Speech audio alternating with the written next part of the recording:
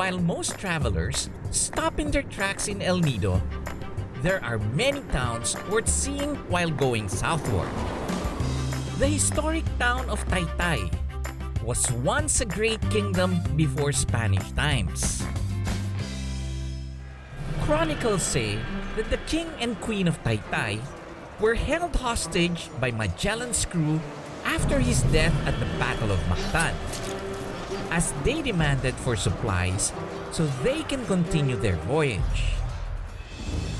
The king and queen of Taytay gave them what they needed, allowing them to cross to Moluccas and eventually completing the first circumnavigation of the world.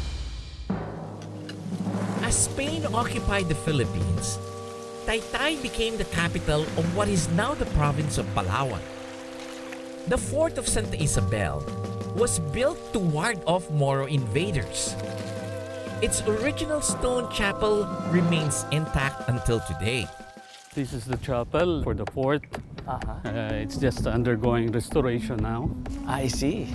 The walls are very thick. Acoustics are very nice.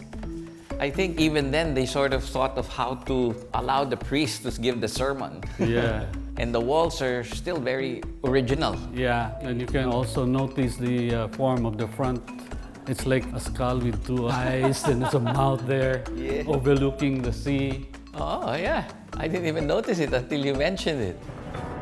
With its eyes open and mouth agape, the chapel's facade looks onto the sea, like a watchful protector for centuries. Taytay is also home to Palawan's largest lake, Lake Mangwao.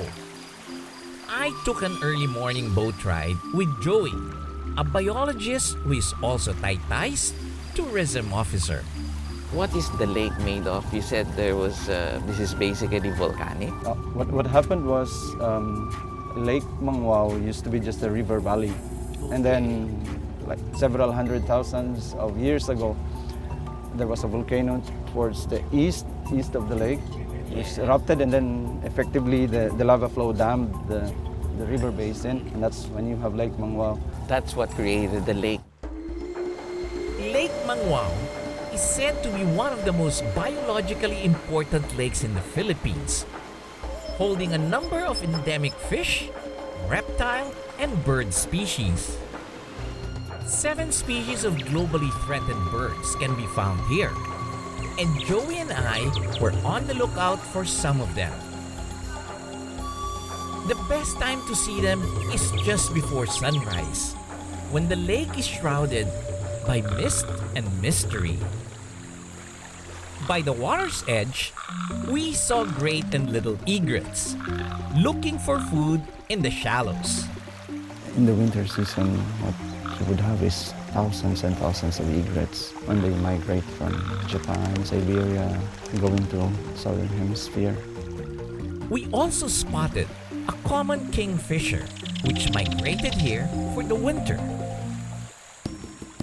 Overhead, the osprey and white-bellied sea eagle waited patiently before swooping down to catch fish. 3 in a row, huh? I think this is one of the highest concentration of white-bellied sea eagles in this area. It was so serene, gliding across the water, just hearing the sound of bird calls in the distance. Finally, we catch a rare sighting of the threatened Palawan hornbill perched in one of the trees. It was nice to see this beautiful bird in the wild. Meanwhile, Joey pointed out a flock of another threatened species, the Philippine duck, the only endemic duck species in the country. Only about 5,000 remain in the wild, and it's good to see them thriving here. It was a nice morning, spent navigating the calm waters of Lake Mangwao. Teeming with life, definitely one of Palawan's best-kept secrets. Jong and I continued on the road, driving further south. So, Jong, you mean to say that the whole stretch of Palawan now is filled with this kind of highways, huh? The roads are very nice, by the way. Yeah, that's why they call this the last frontier. It's forest, especially this area. Both sides are really, this is the boundary of 3 municipalities, Taytay, San Vicente, and Rojas. So this is the biggest virgin forest in Palawan, in the north side. As you can see, both sides, big trees. It was nice to be surrounded by these towering forest trees. But there is one tree that is particularly abundant in the area. What most people may not know is that over 90% of cashew products in the country are grown in Palawan. Originally from Brazil and brought to Asia by the Portuguese. The nut of the cashew is actually its fruit.